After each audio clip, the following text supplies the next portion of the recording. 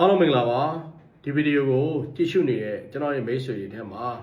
ဘော်ဒဟူသားသမီးရာဟုသားသမီးဖြစ်ခဲ့မယ်ကိုကိုရိုင်းကလည်းဗီဒီယိုနဲ့ပတ်သက်ပြီးတော့ယုံကြည်မှုအတိုင်းအတာတစ်ခုရှိမယ်ဆိုရင်ဒီဗီဒီယိုလေးကိုဆုံးတဲ့ထိကြည့်ရှုပေးပါဘာဖြစ်လို့ဆိုတော့ကျွန်တော်အခုဟောကြားပေးမှာကတော့17လပိုင်းမှာတွေ့ကြုံလာမယ့်ဘော်ဒဟူသားသမီးရာဟုသားသမီးရဲ့ကံအဆိုးကောင်းကိုတုံးသက်ပြီးတော့ဟောကြားပေးသွားမယ့်ဗီဒီယိုလေးဖြစ်ပါတယ်ကျွန်တော်တော့အဘမင်းငိုင်းတွေပဲဆရာဇော်ရင်အောင်ဖြစ်ပါတယ်မိတ်ဆွေတို့ကိုကျွန်တော်အမြဲတမ်းဗီဒီယိုရတရားတွေနဲ့ပတ်သက်ပြီးတော့တင်ဆက်ပေးနေတဲ့ဆရာတယောက်လည်းဖြစ်ပါတယ်အဲ့တော့ကျွန်တော်ရဲ့ဟောကြားမှုတွေကိုနှစ်သက်မှုရှိတယ်ဆိုရင်ကျွန်တော်အကောက်ကို follow လုပ်ပေးထားခြင်းအပြင်နေ့စဉ်နဲ့မျှကျွန်တော်ပြောပြပေးနေတဲ့ဗီဒီယိုနဲ့ပတ်သက်တဲ့အကြောင်းအရာတွေကိုသိရှိခွင့်ရမှာဖြစ်ပါတယ်တကယ်လို့များကျွန်တော်စီမှာဗီဒီယိုမေးချင်တယ်ဆိုရင်ကျွန်တော် tarot Megon question တစ်ခုတော့အခချင်းကိုကျွန်တော်တောင်းချက်ယူပါတယ်ကျွန်တော်ရဲ့ဖုန်းနံပါတ်တွေတင်ပေးထားပါနဲ့ကျွန်တော်Viber ပဲဖြစ်ဖြစ်ဒါမှမဟုတ်လို့ရှိရင်ဒီ TikTok Messenger ကျွန်တော် Facebook page ကနေဖြစ်ဆက်သွယ်ပြီးတော့မေးမြန်းနိုင်ပါတယ်အဲ့တော့ဆက်သွယ်ပြီးတော့မေးမြန်းတာမမေးမြန်းတာတကန်တာပါအဲ့တော့အခုက17လပိုင်းမှာတွေ့ကြုံလာမဲ့ဘော်ဒဟူသားသမီးရာဟုသားသမီးတွေရဲ့ကံအဆိုးကောင်းကိုစတင်ပြီးတော့သုံးသပ်ပြီးဟောကြားပေးပါမယ်အရင်ဦးဆုံးကျွန်တော်တို့ဘော်ဒဟူသားသမီးရာဟုသားသမီးတွေရဲ့ကိုယ်ပိုင်လုပ်ငန်းကိစ္စတွေနဲ့ပတ်သက်တဲ့အပိုင်းဖြစ်ပါတယ်ဒီကာလမှာ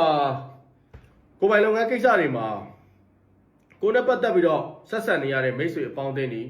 ဝန်ထမ်းတွေအခက်အခဲဖြစ်တာမျိုးတွေသူတို့နဲ့ပတ်သက်ပြီးလှုပ်ဆောင်တဲ့အလုပ်တွေမှာအဆင်မပြေမှုအထင်ငေါ့ဖြစ်မှုတွေနဲ့ကျွန်တော်တို့တွေ့ကြုံလာမယ့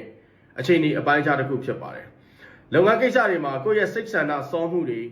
ကိုယ့်ရဲ့စိတ်လောမှုတွေကြောင့်မလိုလားအပ်တဲ့အနှောက်အယှက်အသားစီးလေးတွေကြုံတွေ့လာရနိုင်ပါတယ်ဒါကြောင့်မလို့အလုပ်လုပ်တဲ့အခါမှာဝန်ထမ်းခက်ခဲကိုယ်နဲ့ပတ်သက်ပြီးလှုပ်ဆောင်နေတဲ့စီးပွားရေးမိတ်ဆွေအပေါင်းအသင်းတွေနည်းနည်းလေးဂရုစိုက်ဖို့အတွက်လိုအပ်တယ်ပြီးတော့ရှေ့ရောက်နေတဲ့ကိုယ့်ရဲ့စိတ်တွေမြန်မြန်ဆန်ဆန်အောင်မြင်ခြင်းနဲ့ကိုယ့်ရဲ့ဆန္ဒတွေကိုခဏလေးချုပ်ထိန်ထားရမယ့်အခြေအနေအပိုင်းခြားတစ်ခုလည်းဖြစ်ပါတယ်နေရာထိုင်ခင်းအခက်ခဲဆိုင်ငန်းအခက်ခဲနေရာနဲ့ပတ်သက်ပြီးတော့ငှားရမ်းတာမျိုးပေါ့နော်ဒီလိုအခက်ခဲလေးတွေဒါမှမဟုတ်လို့ရှိရင်တော့ဘေးပတ်ဝန်းကျင်နဲ့အလုံးလုံးနေတဲ့ဘေးပတ်ဝန်းကျင်နဲ့အဆင်မပြေတာမျိုးကိုယ့်ရဲ့လုပ်ငန်းကိစ္စတွေနဲ့ပတ်သက်ပြီးတိုင်တာတောတာစသဖြင့်အစိုးရပိုင်းနဲ့ပတ်သက်ပြီးတော့ဥပမာစီပီယုံတိုင်တာမျိုးပေါ့တခြားတော့ကျွန်တော်တို့ပတ်ဝန်းကျင်ရဲ့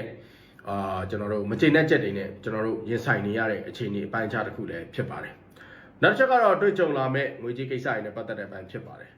ဒီကာလမှာငွေကြေးကိစ္စတွေနဲ့ပတ်သက်ပြီးတော့ခက်ခဲများစွာကြုံတွေ့နေရတဲ့အပိုင်းခြားတစ်ခုဖြစ်ပါတယ်ကိုယ်အနေနဲ့အပြင်ပန်းတရံမှာဘလောက်ပဲငွေကြေးအဆင်ပြေတယ်လို့ပဲသူများထင်ကိုယ်အနေနဲ့ဘလောက်ပဲတာနာအောင်ပဲဝထားဘလောက်ပဲဘယ်လိုခေါ်မလဲဟိုတထေးပုံတံပဲဖန်တ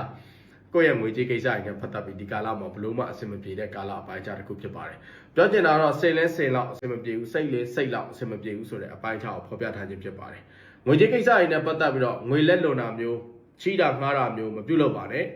နောက်တစ်ခါကျွန်တော်တို့ရွှေတယ်ပစ္စည်းငွေတယ်ပစ္စည်းစက်ပစ္စည်းနဲ့ပတ်သက်ပြီးတော့အယောင်းမအဝယ်မဖြစ်တတ်ပါတယ်ဒီကိစ္စတွေနဲ့ပတ်သက်ပြီးဝယ်တဲ့အခါမှာနည်းနည်းလေးဂရုစိုက်ဖို့အတွက်လိုအပ်ပါတယ်နောက်တစ်ခါကျန်းမာရေးအားနည်းလို့ကျန်းမာရေးကုသရတဲ့ဈေးရိတ်တွေငွေကြေးကိစ္စတွေနဲ့ပတ်သက်ပြီးကုန်ဆုံးမှုတွေများနေတဲ့အခြေအနေပိုင်းခြားတစ်ခုဖြစ်ပါတယ်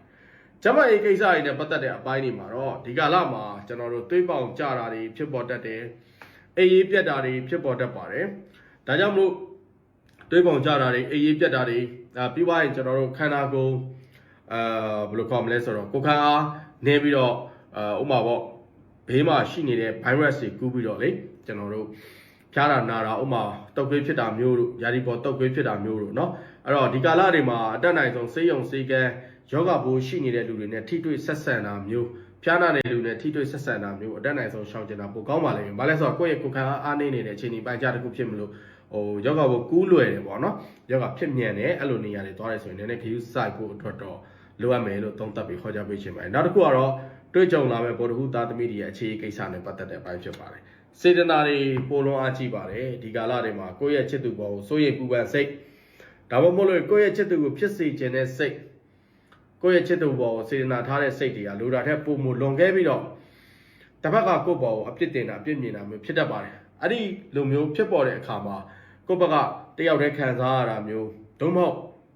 ကိုယ့်ရဲ့ချစ်သူကိုဖွင့်ပြောလို့မရတဲ့အခက်အခဲဖွင့်ပြောလို့မရတဲ့ပြဿနာဒီနဲ့ကြုံတွေ့နေရတာမျိုးကိုယ့်ရဲ့ခက်ခဲကိုယ့်ရဲ့ပြဿနာပဲဖြစ်ကိုယ့်ရဲ့ချစ်သူခက်ခဲကိုယ့်ရဲ့ချစ်သူပြဿနာပဲဖြစ်နှစ်ယောက်သားညှိနှိုင်းတဲ့အခါမှာညှိနှိုင်းလို့မရဘဲနဲ့ကျွန်တော်တို့အဆင်မပြေဖြစ်တာမျိုးတွေဒီလိုကာလမျိုးတွေမှာတွေ့ကြုံလာရနိုင်တဲ့အခြေအနေအပိုင်းခြားတစ်ခုဖြစ်ပါတယ် တနည်းအားဖြင့်ပြောမယ်ဆိုရင်တော့အရန်ချစ်တဲ့လူတွေဟာဒီကာလမှာပုံမပြီးတော့ခံစားရတယ်ပုံမပြီးတော့ခြေကိုရတယ်ပုံမပြီးတော့စိတ်ရှုပ်စရာတွေများရတယ်စိတ်ပူပန်စရာတွေများရတယ်ဒါတော့အဲ့လိုမျိုးဖြစ်ဖို့ဆိုတာကတော့ကိုကသူ့ဘောဘယ်လောက်ထိနှစ်ခါချစ်လဲဆိုတဲ့အပေါ်မှာမူတည်ပြီးတော့အချစ်ကြီးရင်ချစ်ကြီးလောက်ဒီကာလမှာအပူကြီးတတ်ပါတယ်အဲ့ဒါလေးတော့နည်းနည်းခရီးဆိုင်ဖို့အတွက်လိုအပ်ပါတယ်နောက်ချက်ကကြုံတွေ့လာမယ်ကျွန်တော်တို့အိမ်တော်ရေးကိစ္စတွေနဲ့ပတ်သက်တဲ့ဘိုင်းဖြစ်ပါတယ်ဒီကာလမှာအိမ်တော်ရေးကိစ္စတွေနဲ့ပတ်သက်တဲ့ဘိုင်းမှာတော့ကိုယ့်ရဲ့အိမ်တော်ဘက်ကိုယ့်ရဲ့အိမ်တော်ဦးစီးဒုမဟုတ်ကိုယ့်ရဲ့အိမ်တော်ဘက်ကိုယ့်ရဲ့ဇနီးမယားနော်အလောက်ကန်ကိစ္စတွေနဲ့ပတ်သက်ပြီးအဆင်မပြေတာမျိုးသူတို့လောက်ကန်ကိစ္စတွေမှာဝင်ရောက်ကူညီပေးရတာမျိုးဖြည့်ရှင်းပေးရတာမျိုးရက်ဝဲရောက်နေတဲ့ကိုယ့်ရဲ့အိမ်သူအိမ်သားတူတယောက်စီကနေတစ်ဆင့်မလိုလားအပ်တဲ့သတင်းစိုးတွေကျွန်တော်ကြားသိရတော့မျိုးအလုတ်ပြုတ်သွားတာမျိုးအဆင်မပြေဖြစ်တာမျိုးကိုယ့်အကူညီလမ်းတောင်းတာမျိုးပေါ့နော်စသဖြင့်ကိုယ့်ရဲ့ရက်ဝဲရောက်နေတဲ့အိမ်သူအိမ်သားဒါမှမဟုတ်ကိုယ့်ရဲ့ဆွေမျိုးသားချင်းတူတယောက်စီကနေတူတယောက်ကကိုယ့်အကူညီတောင်းတာမျိုးတွေဒီကာလမှာတွေ့ကြုံလာတတ်တယ်အိမ်တော်ရေးကိစ္စတွေနဲ့ပတ်သက်ပြီးတော့ဘာပဲလို့အမြဲတမ်းကြံ့ကြာတတ်တယ်နှောင့်နှေးတတ်တယ်တခုခုကိုကပြောချင်တယ်တခုခုလုပ်ချင်တယ်ဆိုရင်တော့ချက်ချင်းမဖြစ်လာဘူးဆိုတာအနှောက်အယှက်တစ်ခုနဲ့ကြုံတွေ့ပြီးတော့မှအချိန်တိုင်းတာတစ်ခုပေးပြီးတော့မှဖြစ်လာတာမျိုးဥပမာကိုယ့်ဘက်ကဘလောက်ပဲမှန်နေပဲပြောပေါ့ကွာကိုယ့်အမှန်ကချက်ချင်းအမှန်တရားဘက်ကိုကူပြောင်းသွားတာမဟုတ်အချိန်ကတစ်ခုရောက်လာရင်တော့ကိုယ့်ဘောနားလေကောင်းနားလေလိမ့်မယ်ပေါ့နော်ဒါကြောင့်မို့အိမ်တော်ရေးကိစ္စကြားထဲမှာလည်းခဏပြောလို့မျိုးအထင်လွဲစရာတွေတချို့ကိုအပြောဆိုအနေထိုင်နေနဲ့ပတ်သက်ပြီးတော့ဖြစ်ပေါ်လာတတ်ပါတယ်ဒါလေးကိုတော့ view site ကိုတွေ့လို့ရတယ်နောက်တစ်ခုကတော့တွေးကြုံလာမယ်ကျွန်တော်တို့ရဲ့ဝန်ထမ်းတွေနဲ့ပတ်သက်တဲ့ပိုင်းဖြစ်ပါတယ်လုပ်ငန်းကိစ္စတွေနဲ့ပတ်သက်ပြီးစိတ်ဖိစီးမှုအမှန်များပါတယ်လက်ရှိနေတဲ့အလုပ်ကနေထွက်ပြီးတော့နောက်ထပ်အလုပ်တစ်ရှောက်ဖို့တော့မှ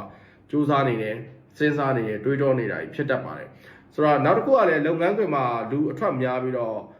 ကိုလောက်ရမယ့်တာဝန်ထက်ပုံမှုပြီးတော့လုပ်ငန်းတာဝန်ပိုလုပ်နေရလို့မျိုးဖြစ်တတ်ပါတယ်ဆိုတော့ဥပမာ3ယောက်လုပ်ရမယ့်နေရာမှာ2ယောက်ကအလုပ်ထွက်ထားပြီးကို1ယောက်တည်းလုပ်နေရတယ်လို့မျိုးပေါ့နော်အဲ့တော့ကိုယ့်ရဲ့လုပ်ငန်းကိစ္စမဟုတ်ဘူးတခြားလူငယ်လုပ်ငန်းကိစ္စတခြားလူရဲ့ကိစ္စတွေပါကျွန်တော်ကုညီဖြည့်ရှင်းပြီးတော့လှုပ်ဆောင်နေရတဲ့အတွက်ကြောင့်ဒီကိစ္စမှာစိတ်ပင်ပန်းမှုအမှန်တမ်းများတယ်ပြီးတော့အထက်လူကြီးတွေရဲ့ဖိအားပေးခြင်းအမှန်တမ်းများနေတဲ့ကာလပိုင်းခြားတစ်ခုဖြစ်တယ်အဲ့တော့မိတ်ဆွေဒီကာလတွေမှာအလုပ်ထွက်ချင်တာအလုပ်ပြောင်းချင်တာဖြစ်ပေါ်နေပါလိမ့်မယ်နော်အဲ့တော့ကျွန်တော်တို့တွေ့ကြုံလာမယ့်တလားတာမှာဗုဒ္ဓဟူသားသမီးတွေကံကောင်းနေတဲ့အကြောင်းအဖြစ်ဖော်ပြပေးရမယ်ဆိုရင်ကျွန်တော်တို့အဝါရောင်အနက်ရောင်အနီရောင်အားကောင်းနေပါတယ်ကံကောင်းနေတဲ့ကဏ္ဍအဖြစ်ပြောမယ်ဆိုရင်နံပါတ်5ကဏ္ဍအားကောင်းတယ်ကျွန်တော်တို့နံပါတ်3ကဏ္ဍအားကောင်းတယ်နံပါတ်2ကဏ္ဍအားကောင်းနေတဲ့အခြေအနေပိုင်းခြားတစ်ခုဖြစ်ပါတယ်အဲ့တော့ကျွန်တော်ဒီတလားတာမှာဗုဒ္ဓဟူသားသမီးရာဟုသားသမီးတွေကံထောက်ပံ့ကောင်းနေရရှိခြင်းနဲ့ဆိုရင်တော့မြတ်စွာဘုရားကို